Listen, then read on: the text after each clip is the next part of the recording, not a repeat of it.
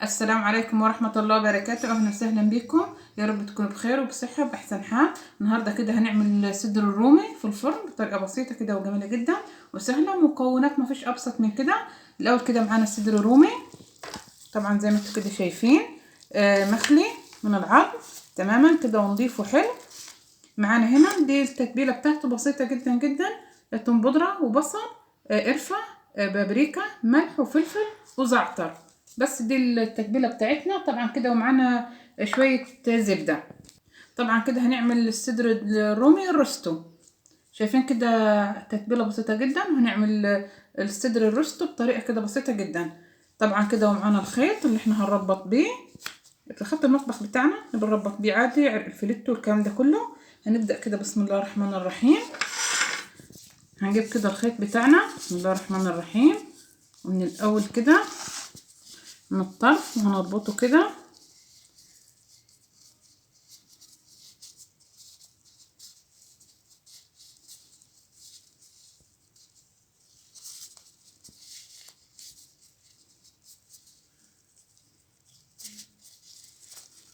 ربطة كده. هنبدأ كده تحت الصدر بتاعنا هندخل كده الخيط. طبعا هنجيب اول طرف ده هندخله كده في الفتحة اللي احنا عملناها،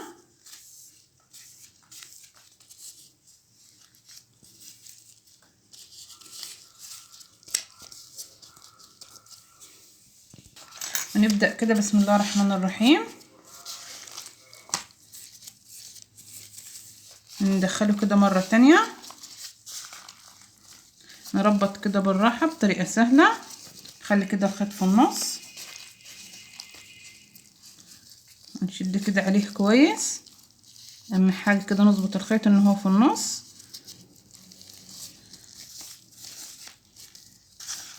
نبدأ كده ونشد كده حلو وندخل كده من تحت ونربط كده تربيطة حلوة. شايفين كده بنربط كده بطريقة سهلة. طبعا كده التربيطة دي تعمليها كده لأي حاجة، عرق فليتو، أي حاجة عايزة تربطيها بالطريقة دي. تضغطي كده لجوه وندخل كده الخيط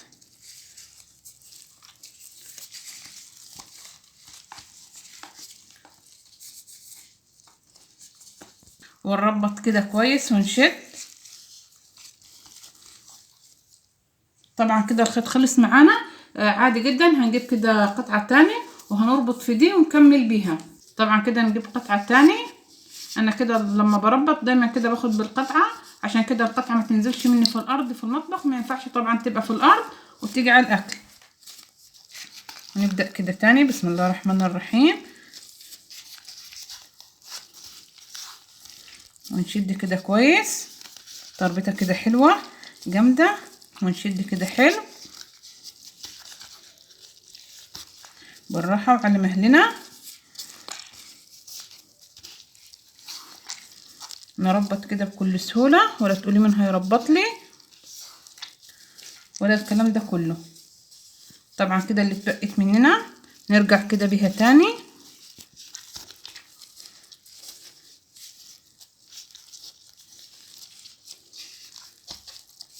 طبعا كده ناخد دي نحاول ندخلها كده هنا،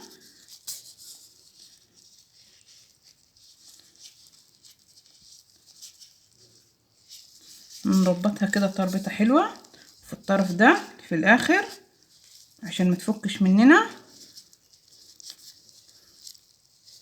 نربطها كده ربطة حلوة جدا. بس كده شايفين كده التربيطة دي حلوة كده ومتظبطة وتمام.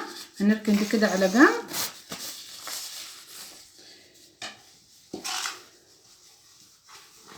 طبعا كده الصينية غسلناها كده كويس، ما كنا حاطين الصدر الرومي. ننزل كده بالزعتر والثوم والبصل البودرة والقرفة والبابريكا والملح والفلفل. ننزل كده عليهم كده حوالي 3 معالق زبدة سايحين ونقلبهم كده كويس.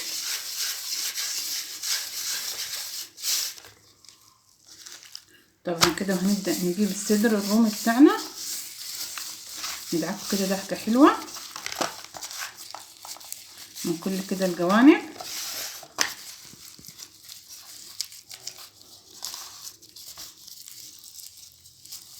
طبعا كده التربيطة دي كده هي كده اهم حاجة فيه، تربطيه كده حلو، ندعكه كده دعكة حلوة. طبعا كده التتبيلة بسيطة جدا. طبعا كده قطعة زبدة وندعك بيها، شايفين كده الدعكة دي بالتوابل جميلة كده جدا.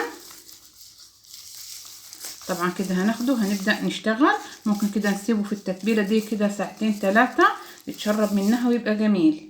طبعا كده معانا صينية على قد كده الصدر بتاعنا، ننزل كده فيها معلقتين او 3 زيت، هننزل كده قطعة زبدة عشان تدينا طعم كده جميل، ونخليها كده تسخن كويس. احلى واجمل كده طريقة للصدر الروستو ممكن تعمليها الطريقة دي جميلة جدا. طبعا كده الزبدة والزيت بتاعنا سخن كويس، بسم الله الرحمن الرحيم. هنبدأ كده ننزل بالصدر ياخد كده صدمة عشان كده نشم الريحة بتاعت التتبيلة بتاعتنا.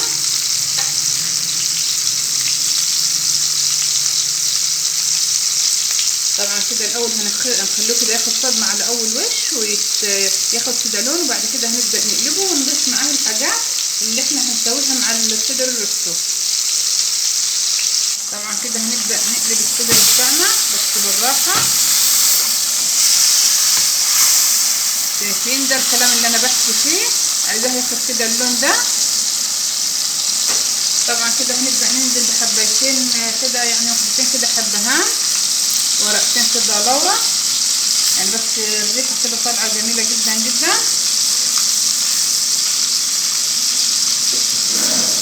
طبعا كده عود قرفة،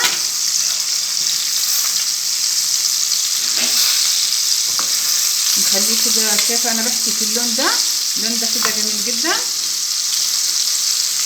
طبعا كده على الجناب ياخد كده اللون، شايفين كده ده اللون اللي انا قلت بحكي فيه الجمال والحلاوه دي. طبعا كده معانا بطاطسايه متقطعه مكعبات، نضيفها كده معاه، اللي حابب يضيف يعني، مش حابه تضيفي خلاص، بس الخضار كده بيبقى جميل.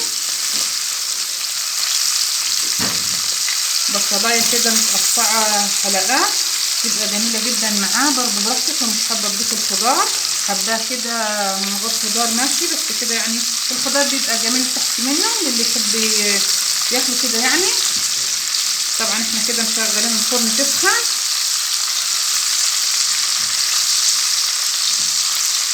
الريحه كده مش قادره اوصف لكم الريحه كده حلوه كده وجميله ازاي، حاجه كده يعني تفتح النفس زي ما بيقولوا. هنبدأ كده ندي رشة فلفل اسود على الخضار بتاعنا وعلى صدر الروستو، رشة كده ملح بسيطة برضو. طبعا كده ندي كده الخضار تقليبة. طبعا كده معانا الفرن سخنة حلو. هناخد كده الصدر بتاعنا، هننزل كده بس بمعلقتين ميه سخنين بيغلوا بس مش اكتر من كده. ومعانا طبعا كده ورق الالومنيوم بتاعنا او الفويل، وهنبدا نقفل كده كويس وهندخله الفرن يستوي، ونشوف ان شاء الله بعد ما يستوي ونقول خد وقت قد ايه. طبعا كده الصدر الروستو كده معانا استوى بعد كده حوالي ساعه ونص ساعتين كده الا ربع.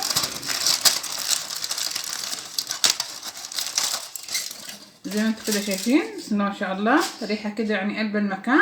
عرفنا استوى ازاي بعد كده ساعه ونص ساعتين الا ربع.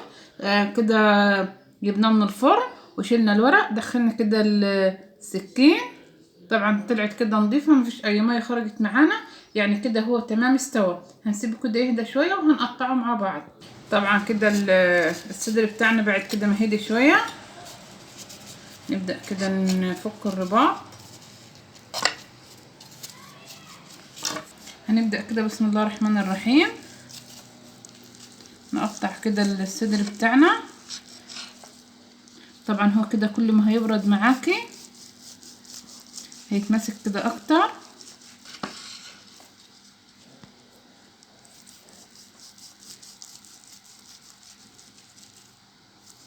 بس هو كده لسه سخن معايا، بس كده شايفين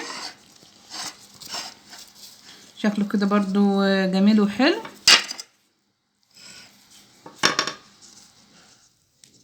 شايفين كده القطعة معانا.